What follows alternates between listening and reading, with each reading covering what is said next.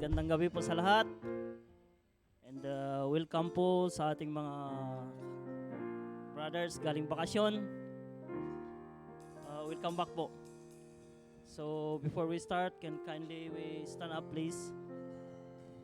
So we can start our service tonight. And Brother Ryan will read the Word of God. In your relationships with one another, have the same mindset as Christ Jesus, who, being in very nature, God did not consider equality with God something to be used to his own advantage. Rather, he made himself nothing by taking the very nature of a servant, being made in human likeness, and being found in appearance as a man, he humbled himself by becoming obedient to death, even death on a cross. Therefore God exalted him to the highest place and gave him the name that is above every name, that at the name of Jesus every knee should bow, in heaven and on earth and under the earth, and every tongue acknowledge that Jesus Christ is Lord, to the glory of God the Father. Amen. Yes, hallelujah, Lord. Thank you, Lord, for your words. Yes, for again, heaven, as you send your Lord, Son Jesus Christ, as He humbles Himself, for God, to wash our sins. As He humbles Himself, for God, at the cross, Lord God. Your blood that wash our sin, Lord God. So now, on this moment of time, we can stand, Lord, to worship You tonight, Father God. It's because only of Your grace. Lord, we cannot do nothing without You, Father God, without the Lord Jesus Christ. So tonight, Lord, we love up to You everything, Lord Jesus. You search our hearts and souls, Father God, as we're going to worship You, to praise You, to glorify Your name tonight, Lord God. Lord, we lift up everything unto You, Lord. From usher until the music ministry, take ministry, until Your word, Lord God. Until, Lord, we cannot leave this place, that we cannot place Your name, Lord God. So, Lord, this moment of time, we just trust to everything, Lord God. Let Your Holy Spirit manifested in the life of everyone and continue, Father God, to work in us, Lord God. So tonight, may we place Your name. We will glorify Your name, Lord God. Guide us, Lord, and help us, Lord God. We just trust to everything. Just give back to You the glory in Jesus' mighty name. Amen. Hallelujah. A blessed evening, church. Amen. So it's such a blessing to be gathered together and lift up the name of the Lord. Amen po ba? Amen. As we prepare our hearts to worship the Lord, let's take this moment to reflect on His incredible grace and mercy.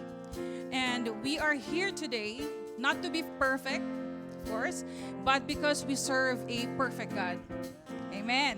And as we enter into His presence, at the time of praise, let's surrender our hearts to Him, laying aside any pride or any judgment. Instead, lift up our voices in unity and glorify the one who is worthy of His praises. And that is our God. Hallelujah. This is the day that the Lord has made, and we will rejoice and be glad in it. Hallelujah. Let's sing a song. Let's sing all together. There's a light that shines with hope and grace, fills the sky. With Your mercy each day we're alive. Let Your glory pour out, Jesus. There's a joy that overwhelms our souls, 'cause we know our God is in control. Overflow, let Your favor pour out, Jesus. This is the day. This is the day that the Lord has made. We will rejoice and be glad in it. This is the day that the Lord has made. We'll rejoice and be glad in it. We'll rejoice and be glad in it.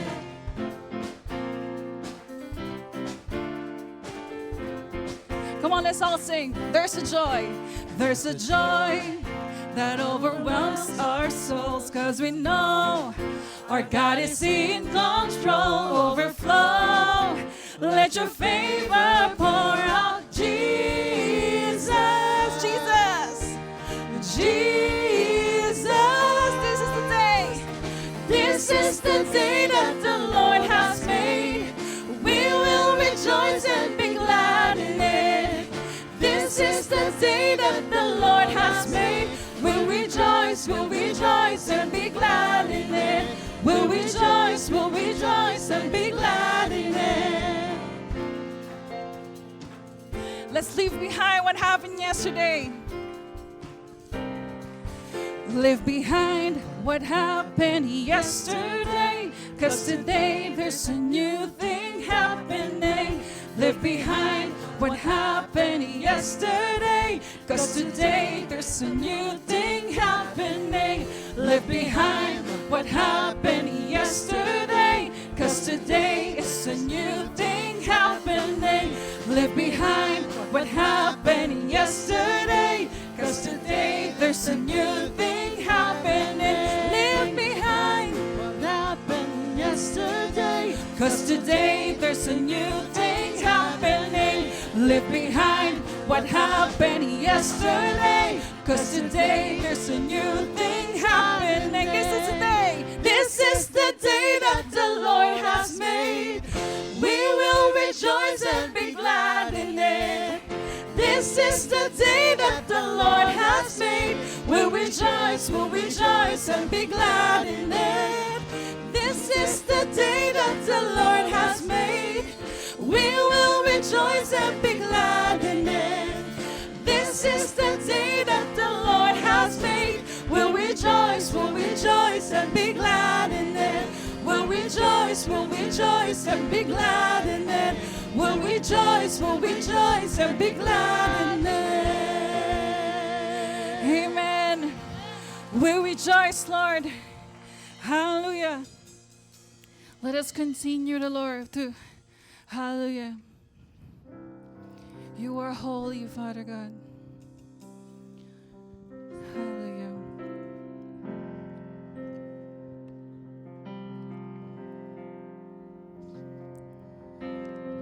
We thank you, Lord, that we are here and we're able to praise you and we're able to sing for you, and there is nothing worth more, oh God. There's nothing worth more that could ever come close. Nothing can compare. You're our living hope. In your presence, Lord. Your presence, Lord. Come on, church, to sing all together. There's nothing worth more. You have tasted and seen. And I've tasted and seen of the sweetest of love, where my heart becomes free and my shame is undone. In your presence, Lord. Holy Spirit, Holy Spirit, you are welcome here. Come flood this place and fill the atmosphere. Your glory, God, is what our hearts long for, to be overcome by your presence, Lord.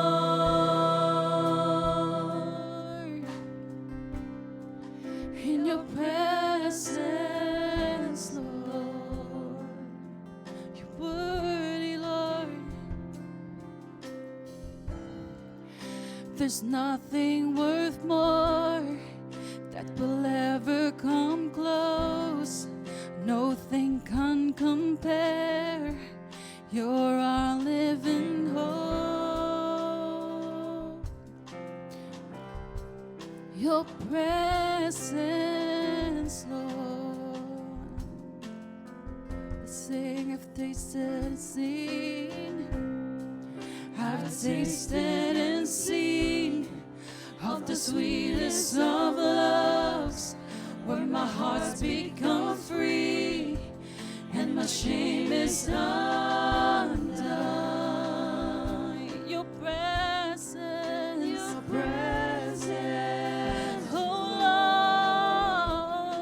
Lord, Holy Spirit, Holy Spirit, you are welcome here.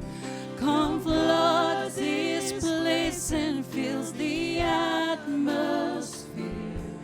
Your glory, God, is what our hearts long for, to be overcome by your presence, Lord. Holy Spirit, you are welcome here. Come flood this place into the atmosphere. Your glory, God, is what our hearts long for, to be overcome by your presence, Lord.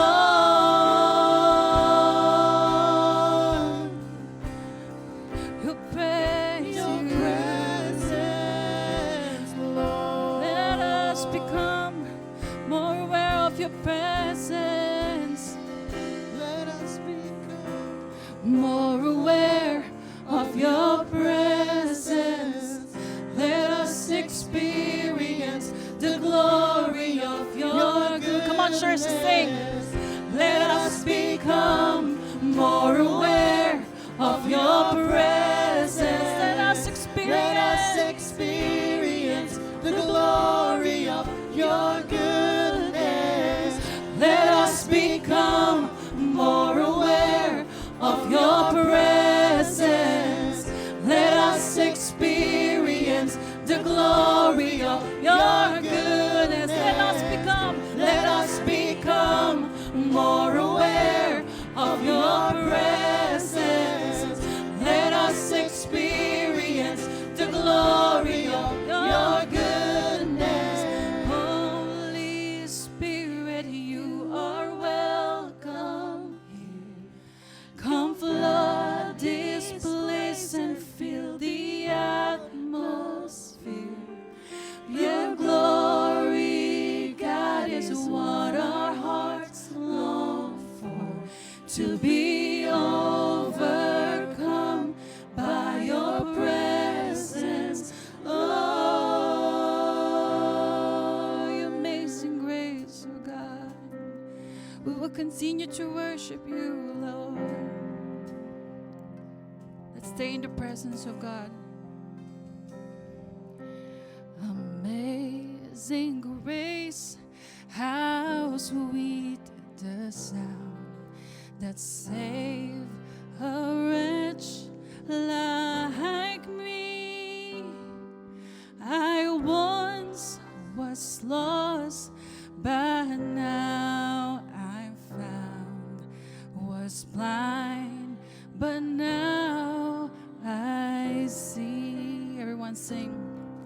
'Twas grace that taught my heart to fear, and grace my fears relieve. How precious did that grace appear, the hour I first believed. But chains are gone. My chains are gone, I've been set free. My God, my Savior, has ransomed me. And like a flood, His mercy reigns.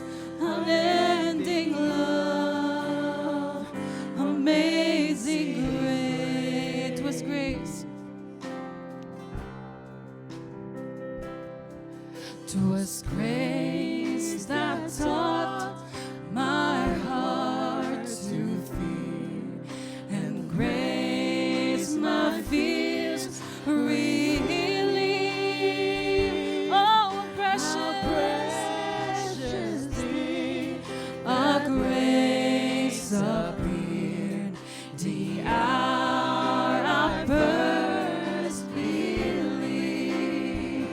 My chains are gone. I've been set free. My God, my Savior has ransomed me. And like a flood, His mercy reigns. Unending love, amazing. My chains are gone. My chains are gone. I've been set free. My God, my Savior has ransomed me. And like a flood, His mercy reigns. Unending love, amazing grace. Oh, oh, oh, oh,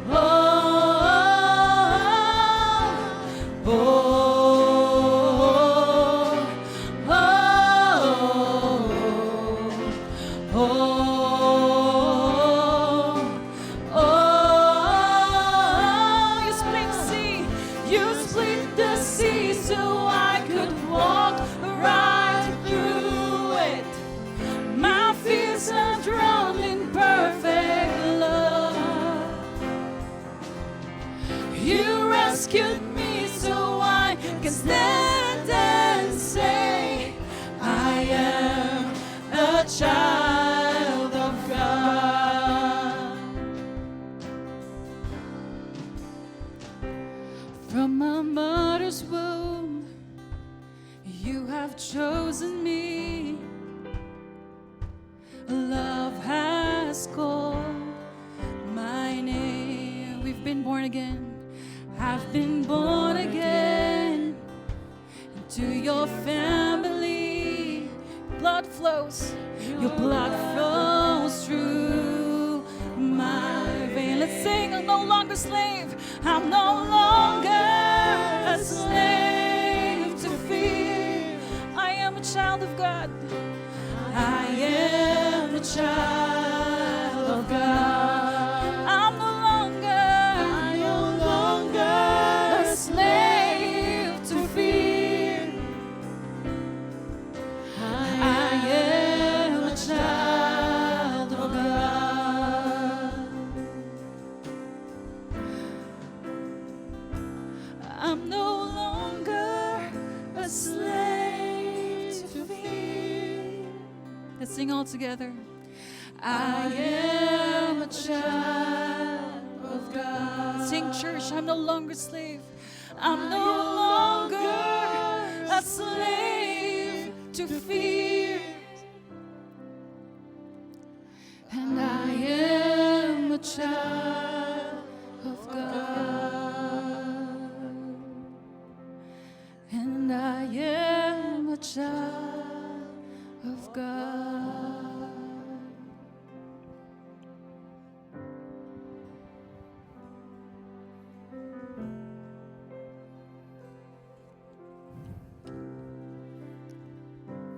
You are truly amazing, O Lord, because you have freed us from the bondage of sin and freed us from the power of sin. Thank you because you have made us as part of your family, and that's why we are called the children of God. We give you thanks that you are our God, our Father, and that you have established your covenant of grace with us, the firm foundation laid for our faith at the cross and in the resurrection of our Lord Jesus Christ. We give you thanks that we are adopted sons of God through your Son, and that in Him we are heirs of eternal life and all the blessings of heavenly life in communion with you. We thank you for the promises of your word, which are secure for us in Christ, having been purchased for us by His precious atoning blood, and that a new and living way has been everlastingly opened up for us in and through him who is our life and our hope and our satisfaction and delight. As we come to you tonight in the name of Jesus, we come as children coming to their loving Father, because that's the relationship we have with you. You're the one who designed the universe and set our world in motion, but you're our Heavenly Father, and you love us with everlasting love. You see us in our imperfections and our faults and failings and even our sins, and yet you still love us.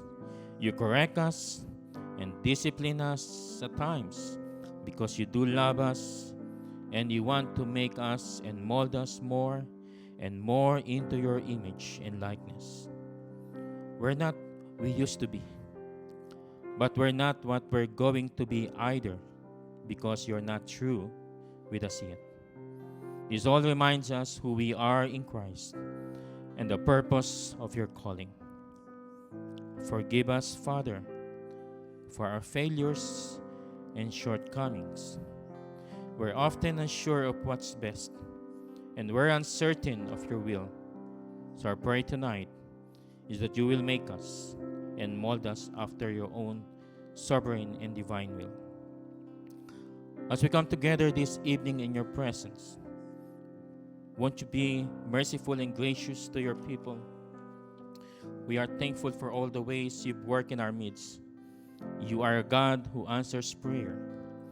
You are a God who stoops to hear the petitions of your people. And so we bring our petitions before your holy throne of grace.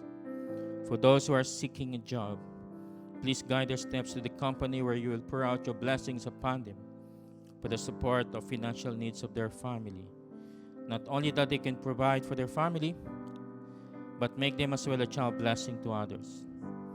Those who are here with us tonight have problems, difficulties, and burdens that they're carrying. They came to church tonight hoping to hear some word or experience some special moving of your spirit in our midst that will encourage them. Let them know that they aren't forsaken or forgotten. Be to them just exactly what they need right now as they come to your holy throne of grace for your touch. For those brethren who did not come tonight due to sickness, Lord, touch them and release your power upon them, that they may receive complete healing from you in the name of Jesus Christ.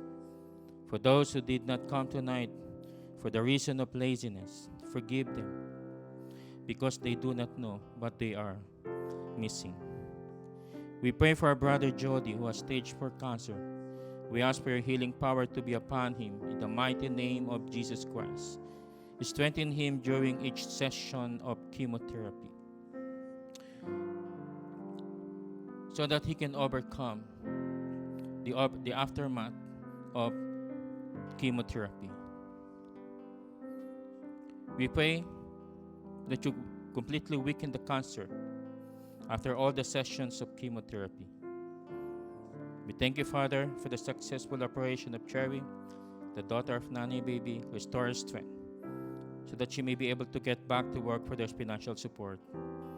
We thank you for the unconditional love you have shown to her. Father, let our hearts rejoice as we see the answer to our prayers.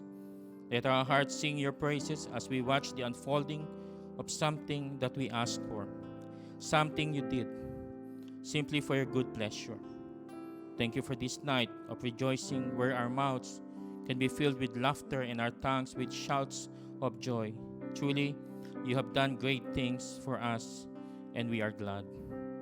We pray for our pastors, elders, and leaders who are faithfully laboring for you. Help them and guide them as they lead this church to accomplish the task you have given them through your power and wisdom. Protect their living testimony so that they won't malign the word of God in their lives. Give them more faith as they face new challenges in their respective ministry and their family life. Father, we need your guidance and your direction for us as a church. We want to be faithful to the sacred trust you've given to us. It's both a privilege and an awesome responsibility. Bless this nation who gave us opportunity to work, to accomplish your plan why you brought us here, and also to bless our family. We pray for our nation and our leaders.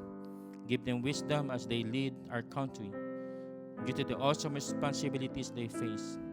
Guide them, O Lord, and teach them to depend on you in those situations that are critical and vital to all of us. Open their spiritual eyes that they may see the gospel of light, so that they will honor and worship you. Father, we thank you tonight for the opportunity to worship you in spirit and truth right now. We pray that you will equip our brother PJ Antipor to preach the word with power. We know that the power is not in him but in the word. Preaching is only effective because the word is effective. So let his word be consistent with your word. Let his mouth speak what has come from your mouth. Let us be attentive and eager to hear, trusting that in preaching we are not just hearing the words of a man, but the truth of God. So I pray tonight that it would set aside whatever distractions or concerns we've carried in here with us tonight, and let us listen and be changed. Let us be ever more conformed to the image of your Son, our Lord Jesus Christ. We pray all these things in the name of Jesus Christ. Amen.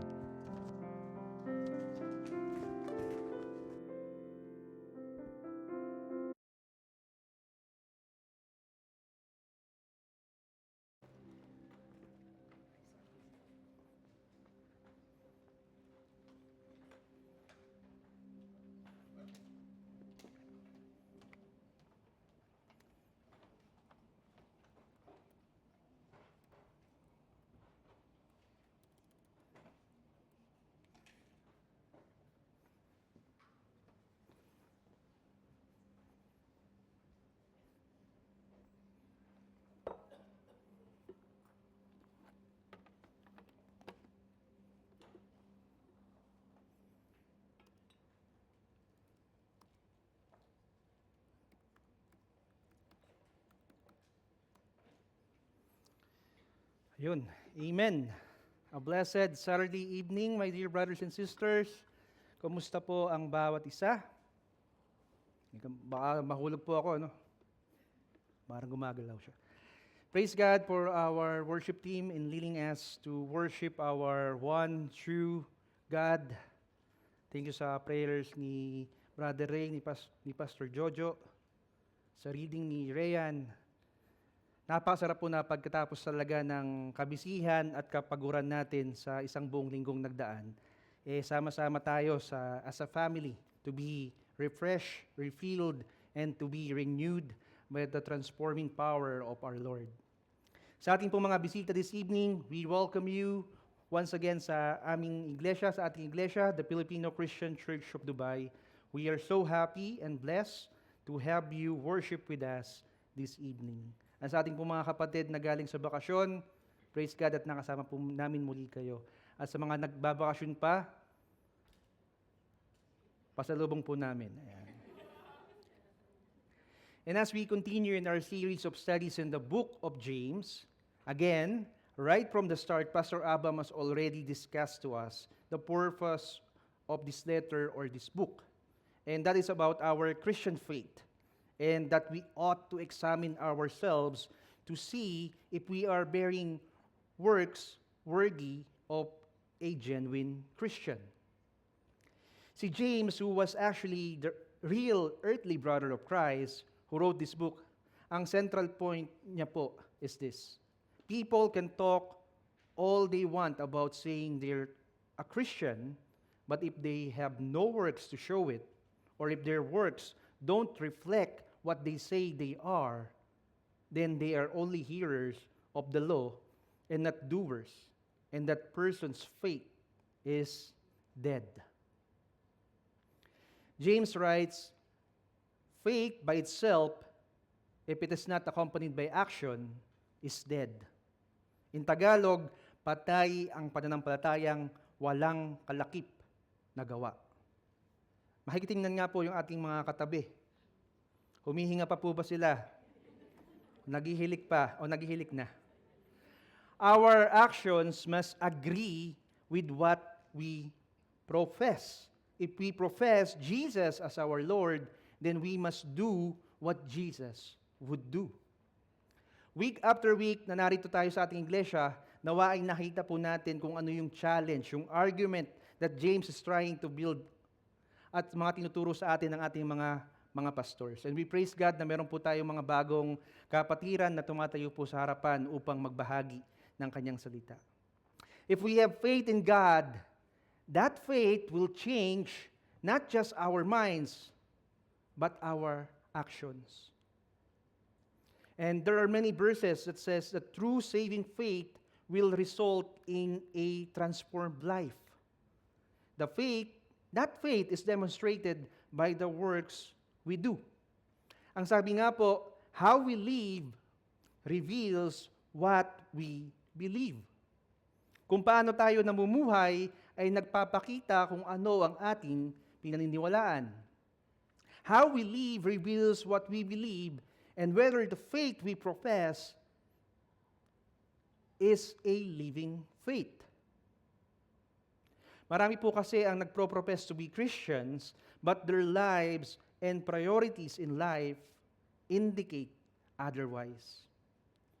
Jesus put it this way in Matthew 7:16.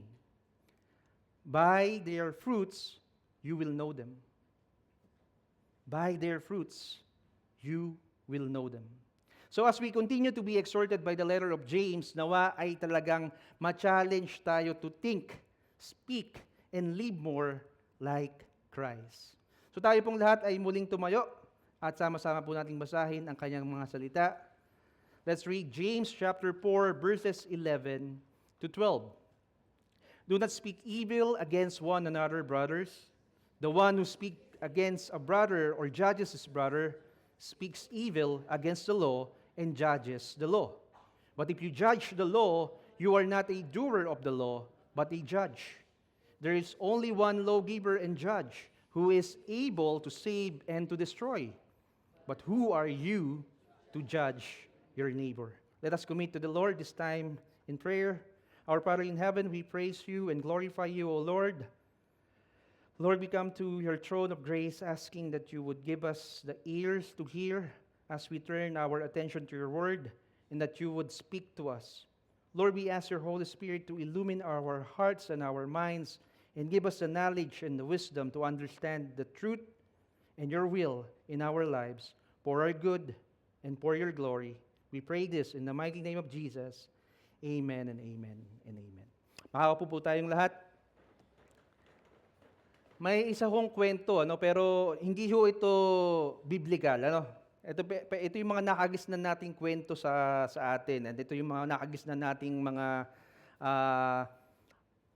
akala natin na totoo noon. Pero may point, hindi ibig sabihin, pero may point po na gustong ipakita at ituro sa atin. So meron daw po may tatlong magkakaibigan daw pong lalaki. Mga single pa sila. Yung sino pong mga single? Wala lang single dito. So may tatlong magkakaibigan daw pong lalaki, mga single sila, pero sila po ay sabay-sabay namatay at napunta sila sa langit. So sinalubong sila ni San Pedro doon at nakita nila na talaga palang madaming alagang manok si San Pedro. Binilinan sila ni San Pedro na sa kanilang paglalakad ay mag-iingat sila at iwasan nila yung kanyang mga manok. At kung mangyaring maapakan nila ang manok, ay biglang magkakaroon sila ng consequence. Ay bilang consequence, magkakaroon sila ng pangit na asawa sa langit. At kung mag-iingat naman sila at di maapakan ng mga manok ni San Pedro, bilang gantimpala, ay magkakaroon sila ng magandang asawa. Ngunit nakakalipas ang isang oras nang makaalis si San Pedro, yung isa nilang kaibigan ay nakaapak agad ng manok. At yung manok ay nag-transform sa isang napakapangit na babae. At siya nga naging asawa nitong una nilang kaibigan. At hindi pa lumipas ang isang araw, ay nakaapak din ng manok itong isa nilang kaibigan, at ito nga rin ay naging isang babae at napangasawa ng kanyang pangalawang kaibigan. So itong natirang kaibigan niya ay sobrang nilait yung dalawa niyang kaibigan. Ayan, mga pangit kasi kayo eh. Dapat lang na mga pangit ang mapapangasawa nyo. Buti na lang sa inyo. Sama-sama kayo, mga pangit kayo. Grabe naman. So lumipas ang 1 linggo. At hindi pa rin talaga, dahan-dahan maglakad talaga yung lalaki. At wala siyang naapakang manok. So dumating na si San Pedro at sinabi sa kanya, napakahusay mo, iho, at hindi mo naapakan ng aking mga manok. At bilang gantimpala, ikaw ay magkakaroon ng magandang asawa. At bigla ngang nagkaroon siya ng magandang asawa. Segundo lang, lumabas na yung napakagandang babae. Isang napakagandang babae. At hindi siya makapaniwala na siya ang kanyang magiging asawa. Sobrang ganda niya at sa sobrang tuwa niya, napatanong na lang siya, honey, my love, so sweet. Paano bang ikaw ay naparito at magiging asawa ko? Sumagot ang babae, di ko rin alam eh. Naglalakad lang ako kanina, nakaapak ako ng manok at napunta ako dito. Pakitingnan nga po yung inyong mga asawa. Sino po kaya nakaapak ng manok? How do you talk about people you don't like? When the person who drives you crazy leaves the room, teka, bigyan po natin ng time yung iba nagko-contemplate paano nangyari. Sige po, sige. Kasi po yung nakaapak ng manok, magkakaroon ng asawang, ayun. Kaya gano'n nangyari. So how do you talk about people you don't like? When that person who drives you crazy leaves the room, what words are quick to rush out of your mouth? Kaibigan na niya kanina pero grabe siya magsalita. Mga pangit kayo. How do you speak about those words how do you speak about those who are really different from you? Or better yet, how do you speak about someone who has hurt you? Our words, as James has told us elsewhere, are very powerful. And how we speak about others often reflects what our hearts deeply believe. Jesus said in Luke 6:45, For out of the abundance of the heart, the mouth speaks. Kung anong nilalaman ng ating mga puso ay siyang lumalabas sa ating mga labi.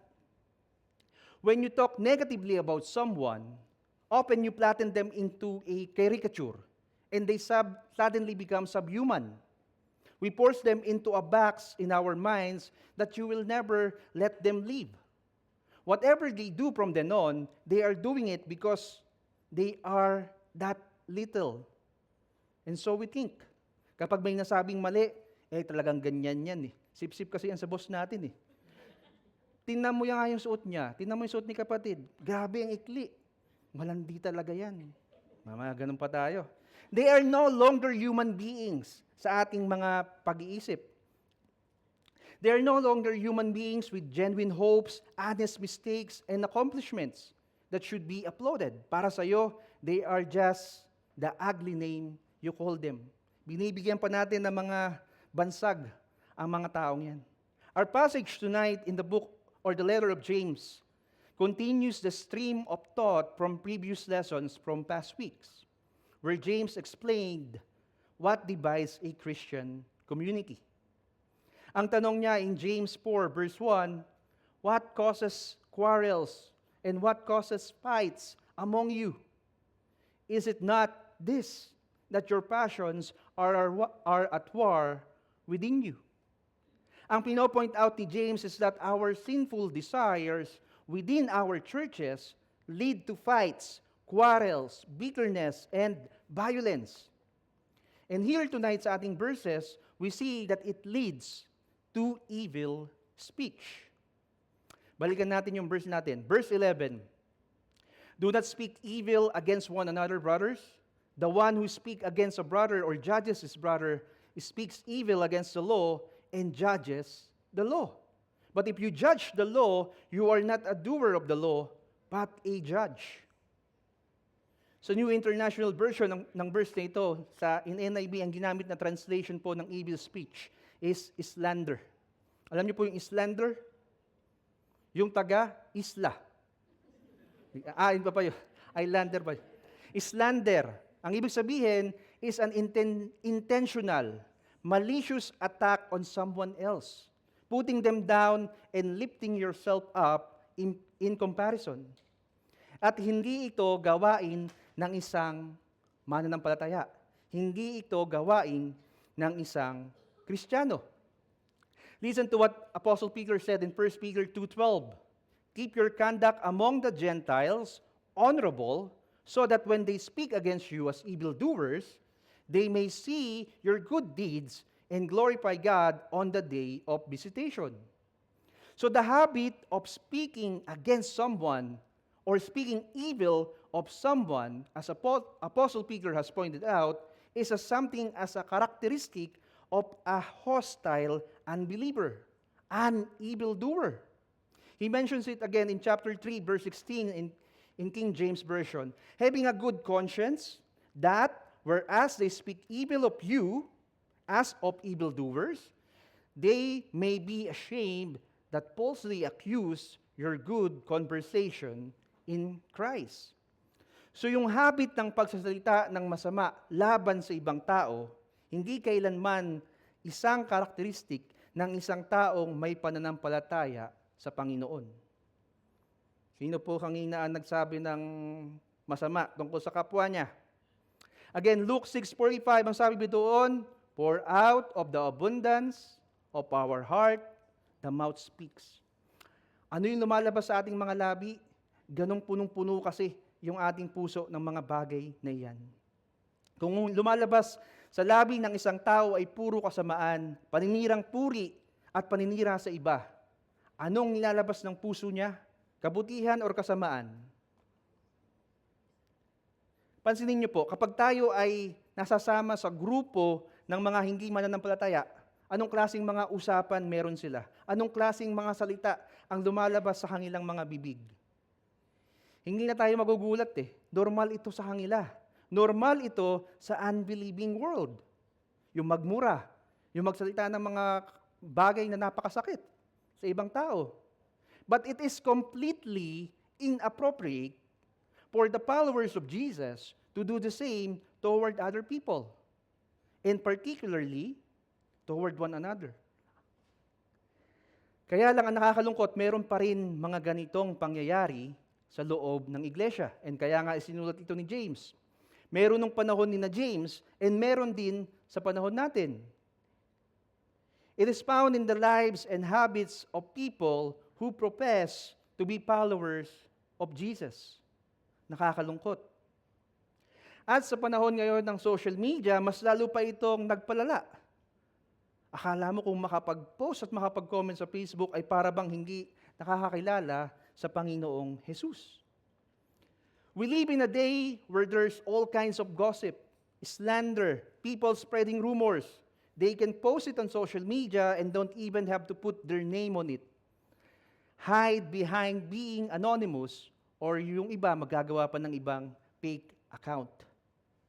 Everyone has an opinion on everything. They go around saying things that are half true, out of context, criticizing others. They are being so judgmental. Kahit ito ay ginagawa ng nakakarami, hindi ibig sabihin na okay lang na maging ganun din tayo. You and I, my brothers and sisters, should live by a higher standard. Huwag ho tayong just lang. Hindi po dapat tayo basta-basta lang in Tagalog.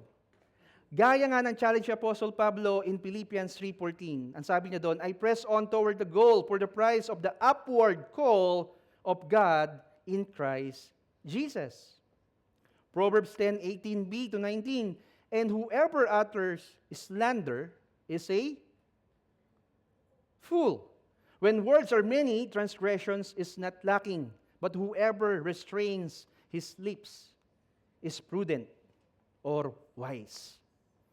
Hindi dapat sa lahat ng panahon or sa bawat oras or sa lahat ng bagay ay may sasabihin ka or masasabi ka. Sabi nga, di ba, the more you talk, the more mistakes you likely to make. Less talk, less mistake.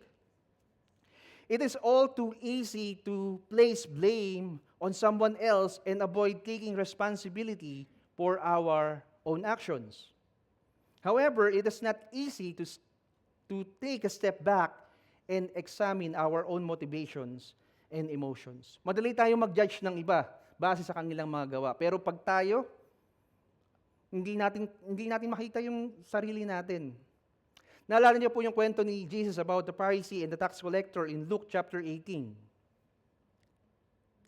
So, doon sa kanyang story, sabi nga doon, may dalawang tao, isang Pariseo at isang tax collector. Yung dalawa went to the temple to pray. Yung Pariseo, anong sabi niya sa kanyang panalangin? God, I thank you that I am not like the other people, robbers, evildoers, adulterers, or even like this tax collector. I fast twice a week and give a tenth of all I get. But the tax collector stood at a distance. Yung tax collector, hindi man lang nga makalapit eh. Nag-alay siya para sa Panginoon. Nasa templo sila, so nag-aalay sila. Hindi man lang siya makatingin sa langit. At binubugbog niya yung kanyang sarili. God, ang sabi, God have mercy on me, a sinner. Ang sabi ng Panginoon, I tell you, this man, rather than the other, went home justified before God. For all those who exalt themselves will be humbled, and those who humble themselves will be exalted. Last week, tinuro sa atin ni Pastor Iman yung ating appropriate attitude toward God. Naalala niyo po yung preaching ni Pastor Iman last week? I was very blessed sa kanyang preaching last week. Glory to God. Ang sabi doon sa verse na kanyang tinuro sa atin in verse 10, humble yourselves before the Lord, and He will exalt you.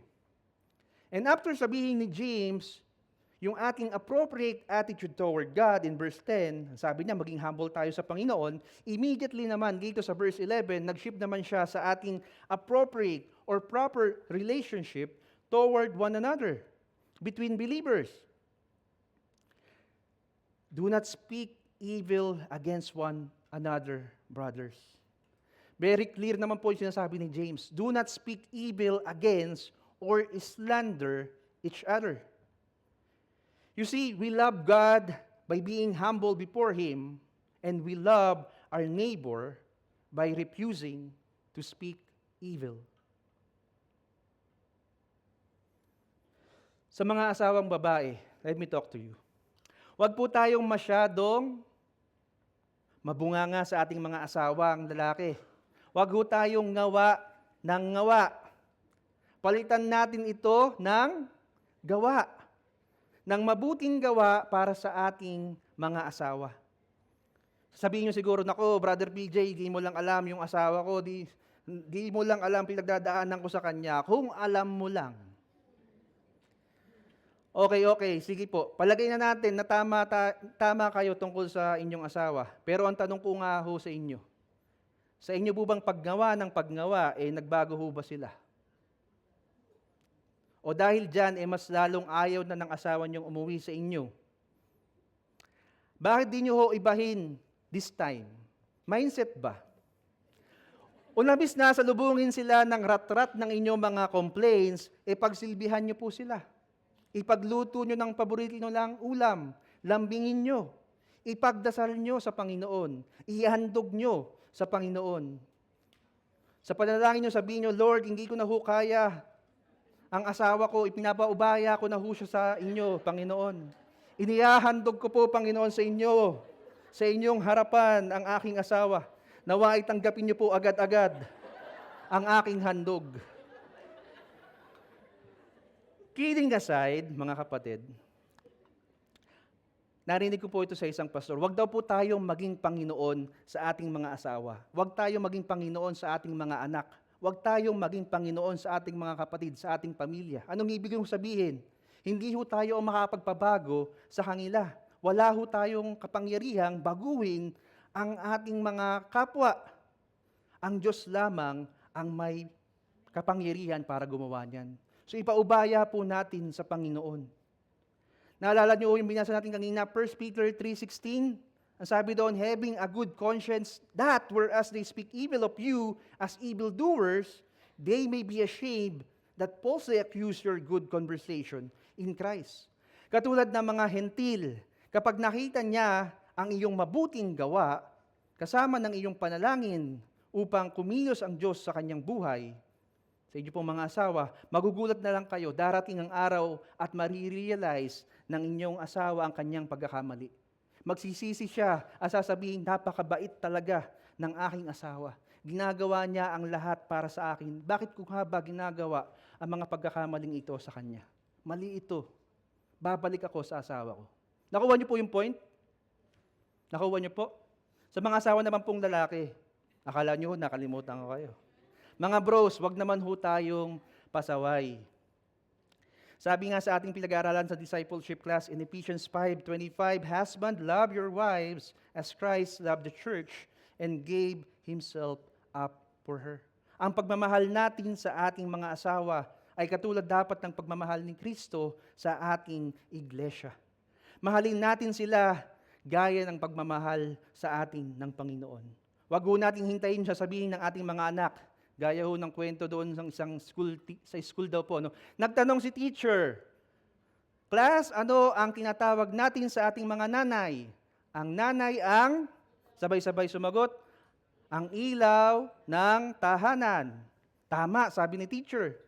Kung ang ating mga nanay ang ilaw ng tahanan, ano naman ang tawag sa ating mga tatay? Sumagot ng malakas si Pedro Jr. "Tagapundi ng ilaw, ma'am." Nagtawa na ng buong klase at tinanong ni teacher si Pedro Jr. kung bakit niya ito nasabi.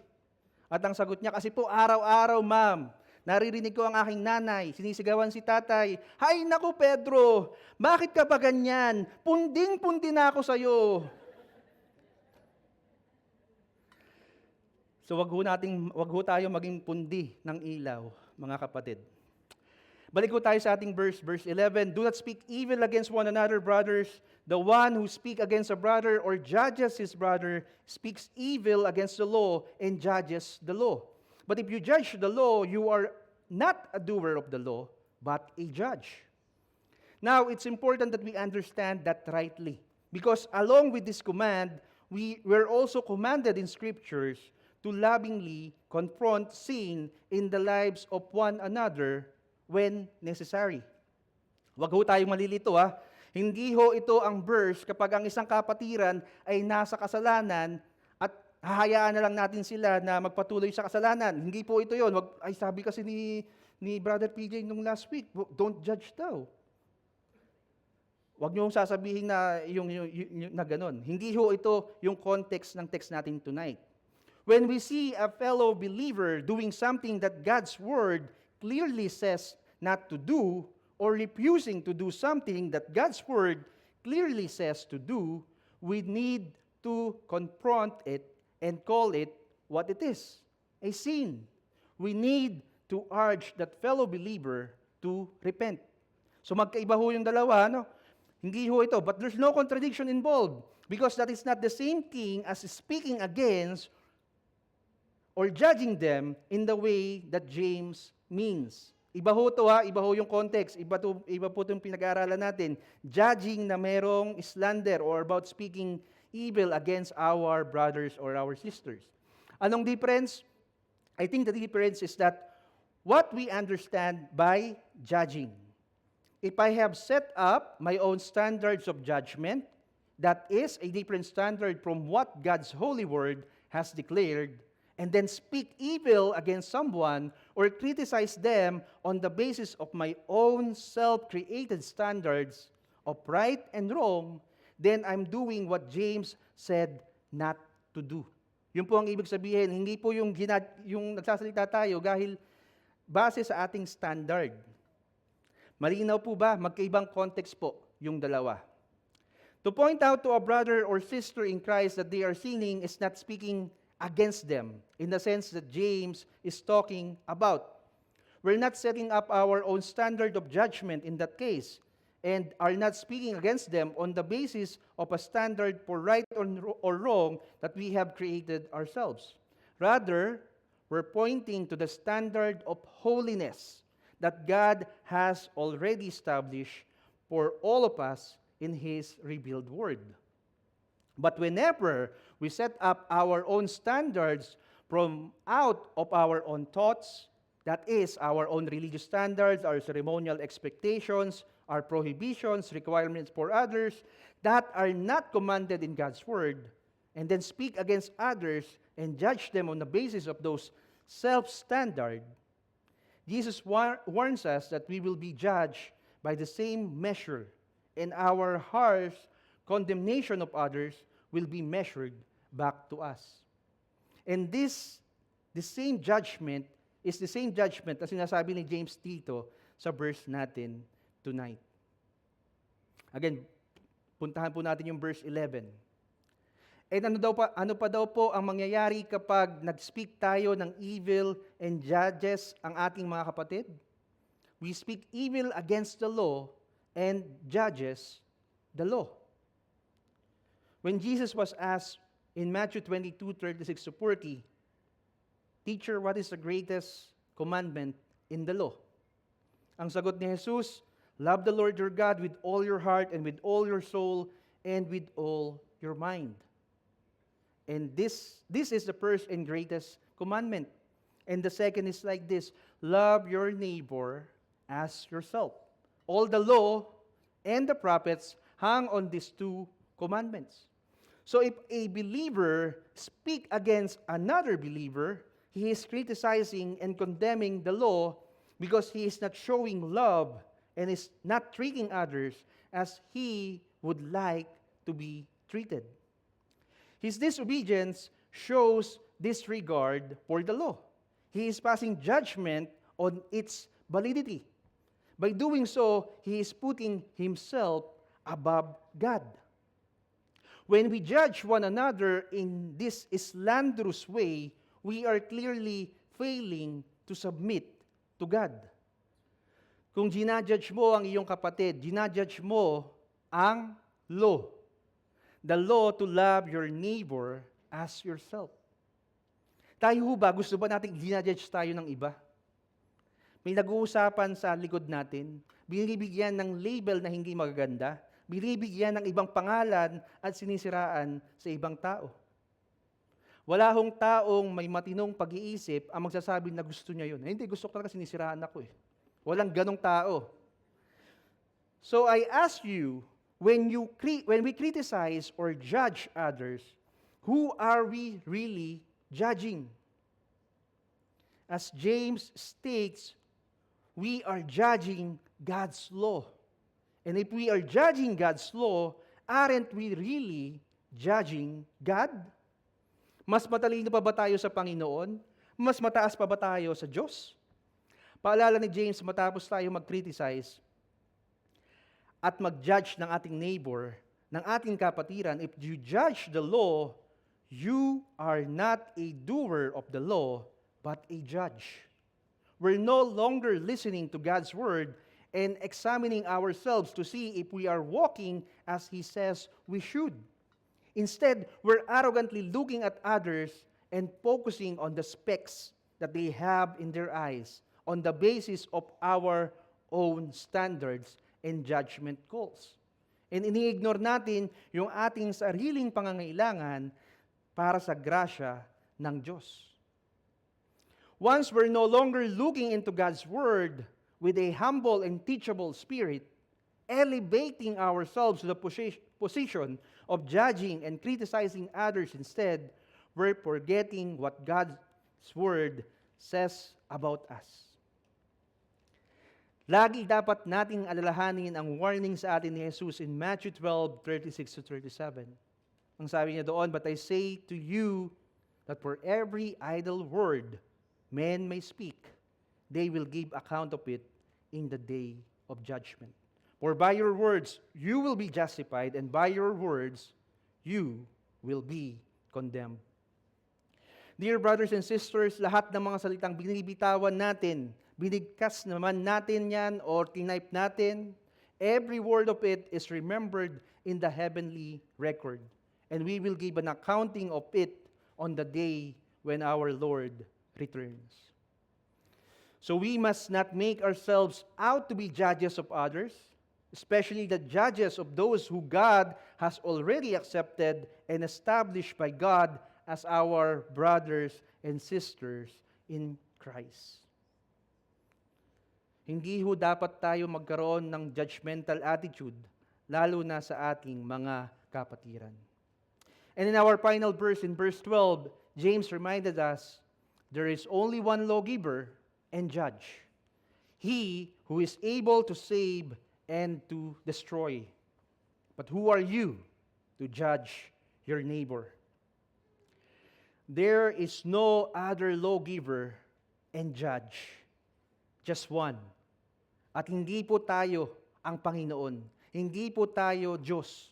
We aren't Him. He is the only one who is able to save and to destroy. Think of that. He is able to do both. We are able to do neither. It is therefore right that He and He alone should have the job of being judge. We aren't qualified. We don't understand all the details, but He knows them all. We don't understand the motives, what people do or say or feel, but He does. We don't know the outcome, but He sees it perfectly. We don't know when mercy should prevail over judgment, but He always knows this. We can't help but misunderstand or misinterpret things with respect to other people, but He never will. Kaya ang tanong ni James, who are you to judge another? Who indeed? Pakitanong nga po sa ating mga kalapit, who are you to judge another? Pakitanong. Dapat may conviction. Who are you to judge one another? Again, another illustration po. No, meron daw pong isang couple who moved into a new neighborhood. Nagpunta sila sa Discovery Garden, bagong lipat. The next morning, syempre, ini-enjoy nila kapag bago yung bahay mo, ini-enjoy mo kahit mainit, pupunta ka dun sa terrace, i-enjoy mo yung hangin. The next morning, while they were eating breakfast, yung asawang babae saw their neighbor hanging some clothes or some clothes outside, mga puting damit. Pero nakita niya, napansin niya na parang ang dumi-dumi naman nung mga sinasampay nitong babae. Hindi pa ata na-wash ng properly. Ano kayang sabon ang gamit niya? Perhaps, sabi niya, perhaps she needs better laundry soap. Her husband looked on, remaining silent. And every time her neighbor hung her washing out dry, the woman always made some comments. Napakadumi naman, hindi marunong maglaba tong kapitbahay namin. Then a month later, the woman was surprised to see nice, clean wash on the line na sinasampay nung kanilang kapitbahay. And said to her husband, "Look, she's finally learned how to wash correctly. I wonder who taught her this." The husband replied, kasi kainintay ko sa'yo, isang buwan na tayo dito nakakalipat, hindi mo pa nalilinis yung salamin natin. So, gumising ako ng maaga at lilinis ko yung ating salamin. I got up early this morning and cleaned our windows. Ang nakikita pala niya, nakarumihan, ay dahil madumi yung kanilang salamin. And so, it is with life. What we see when watching others depends on the clarity of the window through which we look. So don't be too quick to judge others, especially if your perspective of life is clouded by anger, jealousy, negativity, or unfulfilled desires. In conclusion, let me close with this question. How is it that you and I can keep from this terrible practice of speaking evil of one another and judging one another? I believe we could sum it up by simply putting forth the conscious effort to draw closer to Jesus Christ as our own Savior and Redeemer and friend. Yes, even as our own judge. Nasaan ba tayo sa katayuan natin with our relationship with Christ? We can check ourselves. Judgmental ba tayo sa iba? Do we have criticizing heart? The more critical The more critical and judgmental a professing Christian is of others, the further they most likely are from a genuinely intimate fellowship with Jesus. Ulitin ho natin, the more critical and judgmental a professing Christian is of others, the further they most likely are from a genuinely intimate fellowship with Jesus. Pero hindi pa naman po huli ang lahat. Confess it to God and ask for His mercy and grace and the strength not to criticize and pass judgment to others.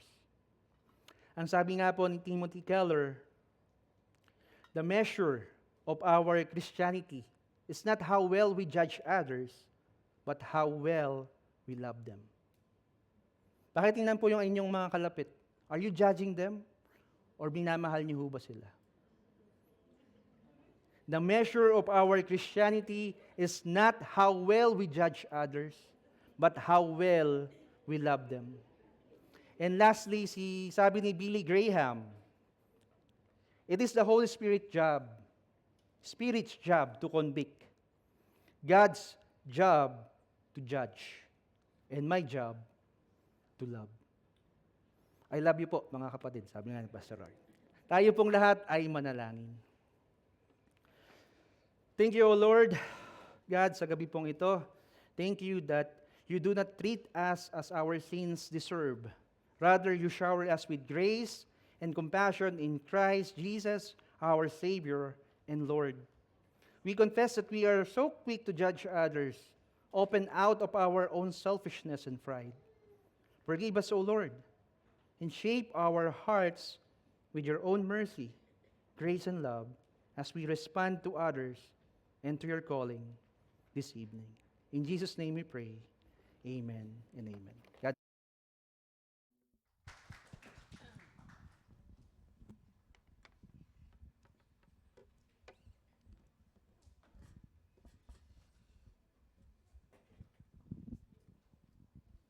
We can all stand po. And once again, let us worship the Lord.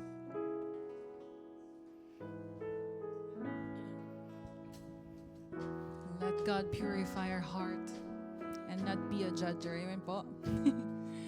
Hallelujah.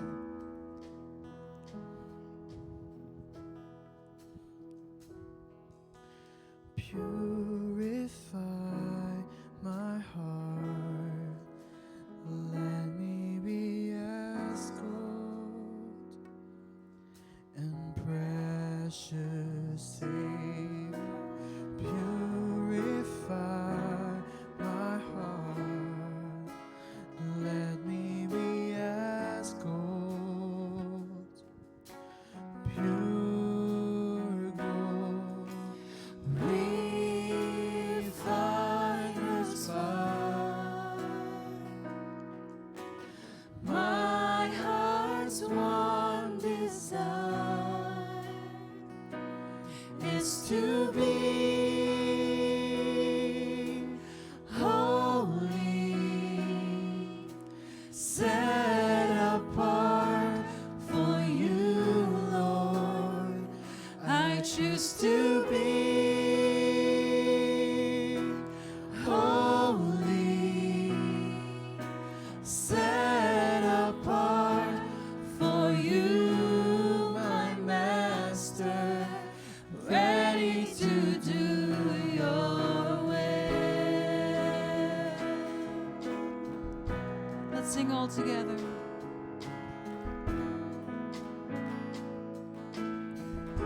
Purify my heart.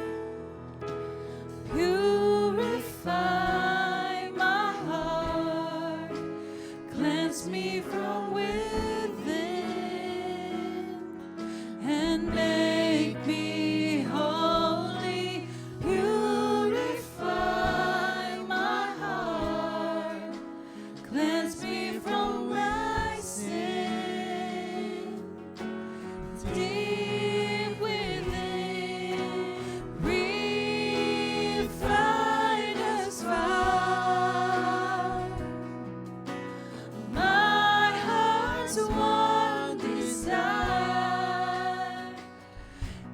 to be holy,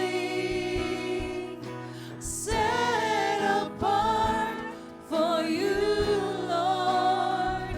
I choose to be holy, set apart for you, my Master, ready to do your will. Oh, we're ready to do your will. Make me ready to do your will.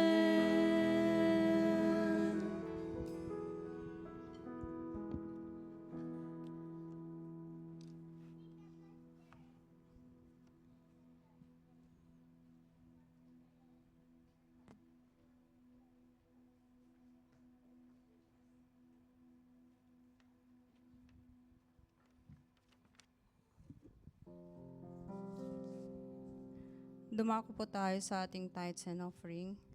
Before we pray, I would like to read Malachi 3:10. Bring the whole tithes into the storehouse, that there be food in my house. Test me in this, says the Lord Almighty, and see if I will not throw open the floodgates of heaven and pour out so much blessing that there will not be room enough to store it. Let's pray.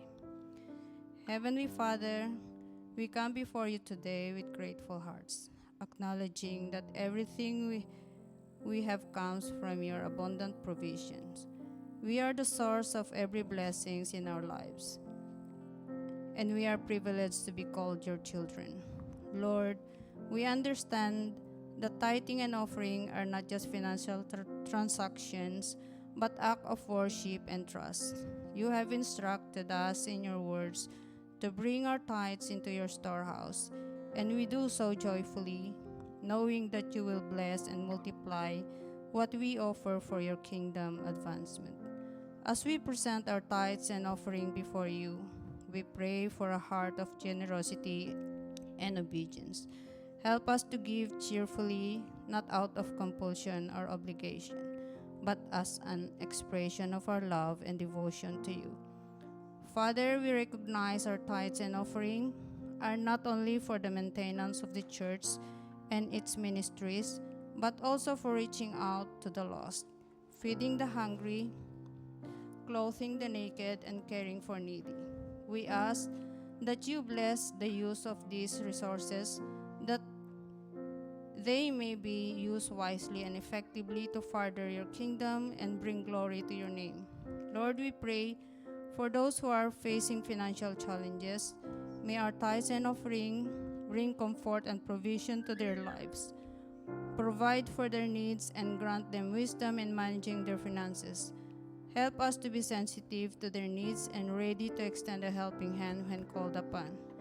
Father, we also ask for your blessing upon the work of our hands as we faithfully trust you to bless us abundantly in return.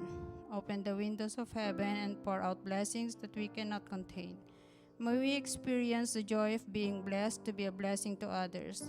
Furthermore, we pray for wisdom, discernment in our financial decisions, and help us to resist the temptation of greed and selflessness, and instead inspire us to be generous and compassionate towards others. Lord, we pray that our giving would not only be limited to monetary offering, but that we would also offer our time, talents, and skills for your service. And finally, we lifted up our church leaders, pastors, and those entrusted with the responsibilities of managing the tithes and offerings. Grant them wisdom, integrity, and discernment in their financial decisions. Thank you, Lord, for the privilege of giving. May our tithes and offering be an expression of our love and gratitude. Bless us abundantly, Father, as we continue to honor you with our sources in our lives. In Jesus' name we pray. Amen.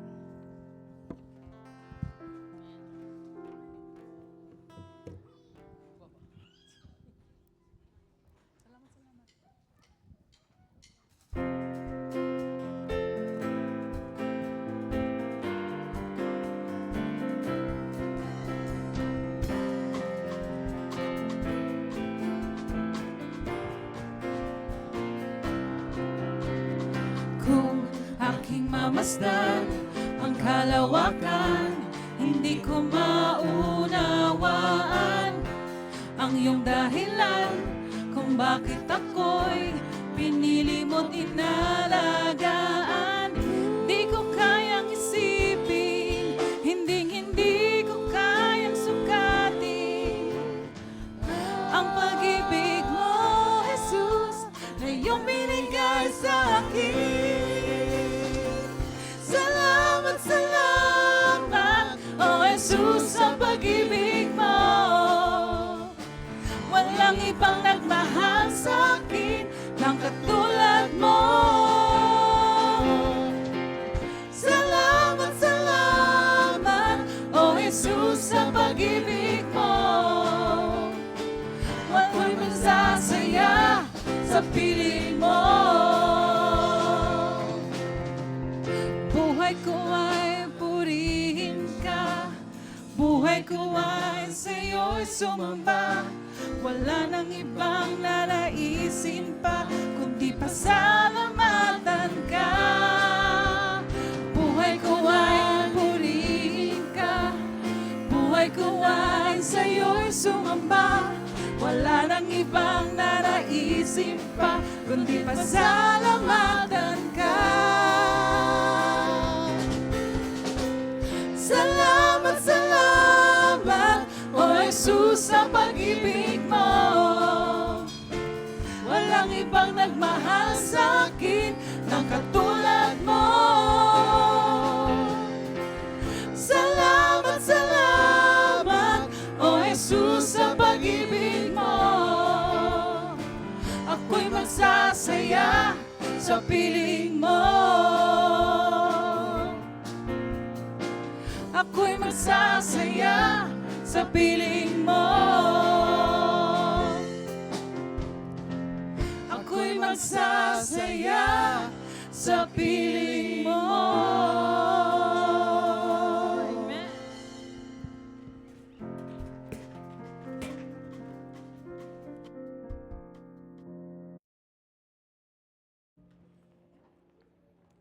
Let us all rise.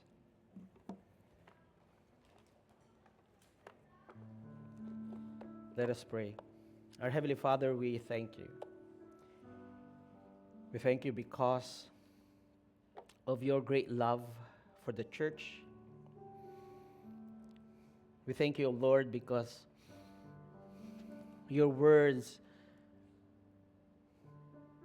has been continuously and constantly teaching us, reminding us, rebuking us of how we should be seen by our neighbors, of how we should be treating our neighbors. Indeed, O Lord, what the enemy means for evil against your church, we believe you can use for good. And so thank you, Father, because you are reminding our hearts of this truth. Indeed, O Lord, when we are being attacked and crushed from all sides, you remind us of your faithfulness, that you use everything for your good and for your glory. You also discipline us, rebukes us if we have done wrong. Indeed, O Lord, may we not fear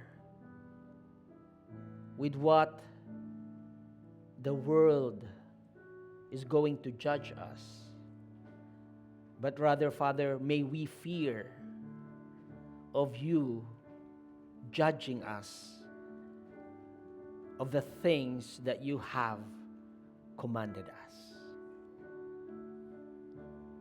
And so, Lord, may you find us faithful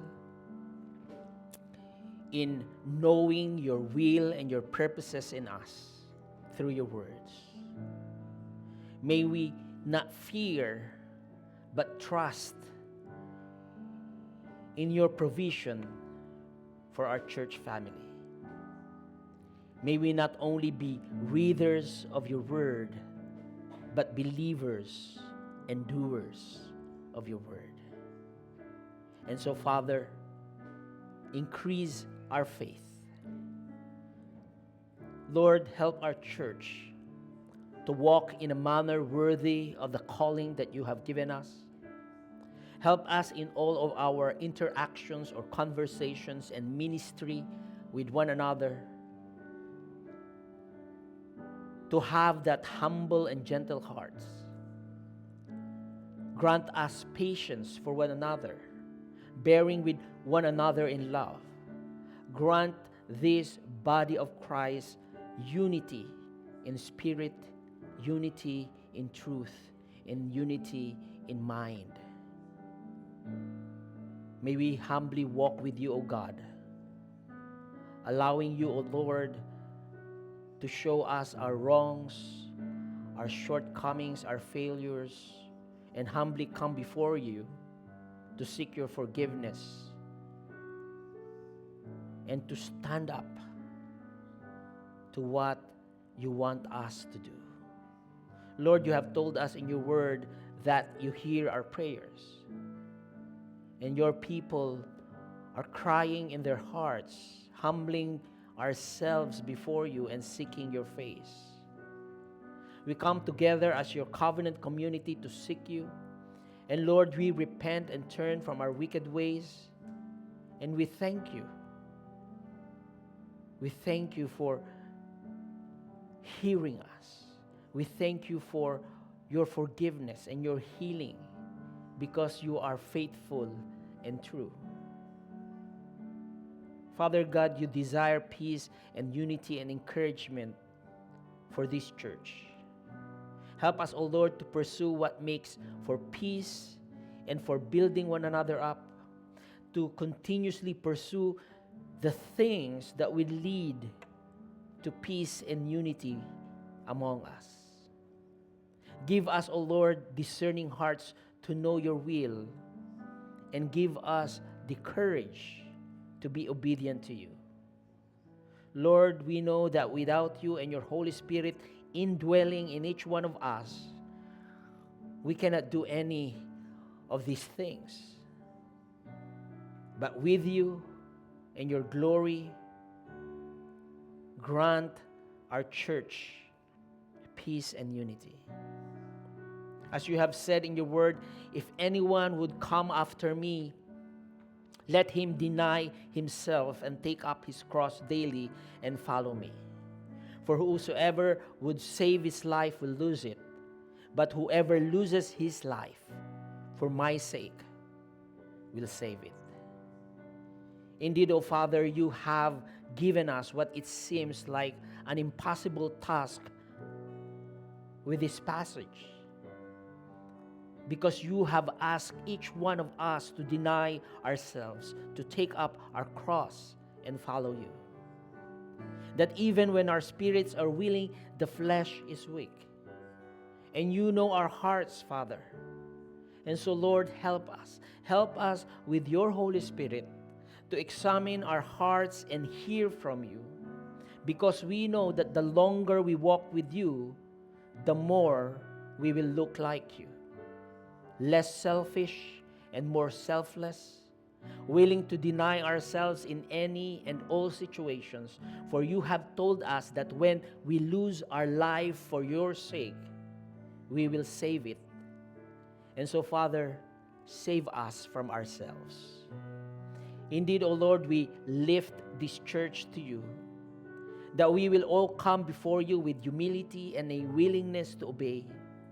Let us put others first and serve one another in Christ.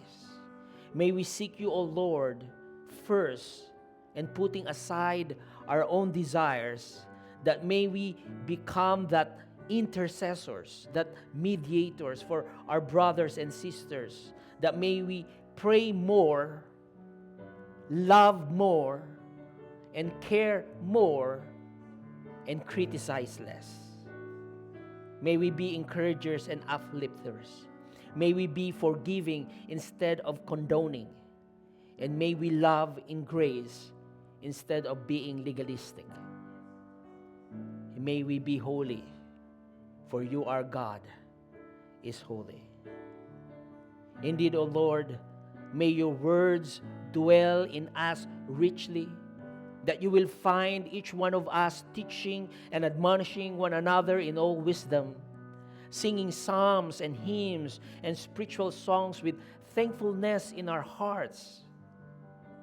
Because even if we are many and diverse, we are one body in Christ. Almighty God, into your hands we place this church. Into your hands, O Lord, we place the many, immense, diverse hopes and fears and challenges and possibilities that you can do in this church. Into your hands, O Lord, we place our times, our talents, our monies, and ask that you may use them and us in ways that brings the brightness of faith into a world where faith and doubts are real. Open our minds and hearts to the graciousness that we find in the words and actions of our Lord Jesus Christ. That in the busyness, may we find quietness. In the quietness, may we find inspiration. That in this congregation, you will show us, O Lord, pathways ahead and lead us on the ways that you have already prepared. Give us, O Lord, the vision to see them, the humility to walk them, and knowing that each and every step along that way, you yourself, O God, is walking with us. Guide us and guards our hearts and minds, that we may be the ones that you have called to be the light in a world today. Through Jesus Christ our Lord. Amen and amen. Church, now to him who is able to keep you from stumbling and to present you blameless before the presence of his glory with great joy, to the only God, our Savior, through Jesus Christ, our Lord, be glory, majesty, dominion, and authority before all time, now and forever. Amen and amen. God bless you and good night.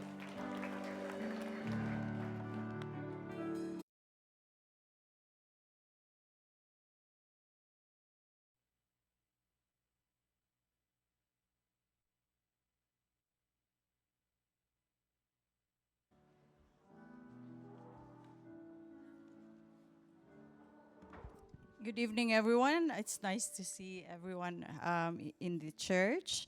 We'd like to welcome our visitor. Please stand up as I call your name. Suremi Dimatangkal and Wilfredo Villegas. Welcome po to TFCCD. We look forward in fellowship with you.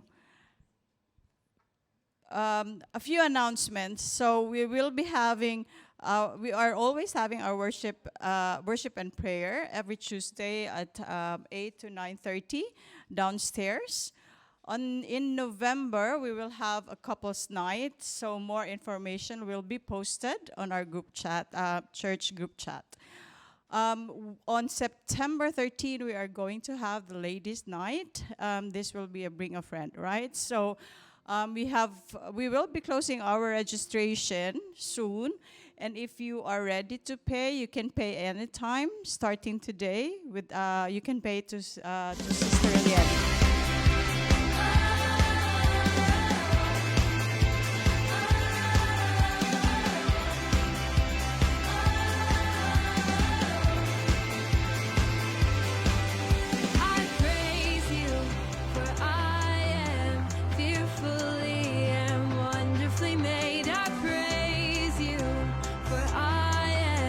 Fearfully and wonderfully made.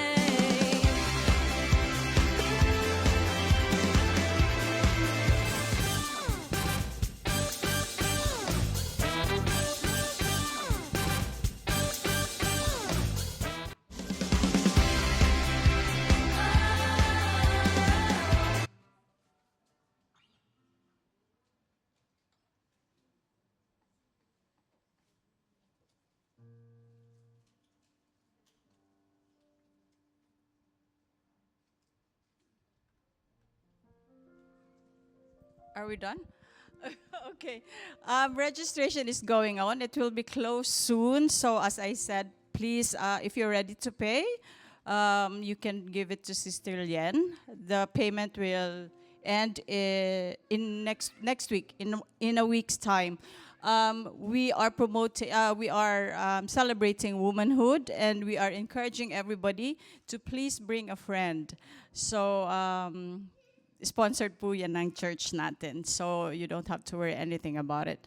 It will be in September 13 in Swiss Hotel Algorer at 6:30. Was it 6:30? 6 o'clock. So, 6 o'clock, it will the registration starts. But if you can come early, please come early so we can start on time. The motive is simply elegant, so please, we'd love to see you all girls there. Thank you, and God bless everyone.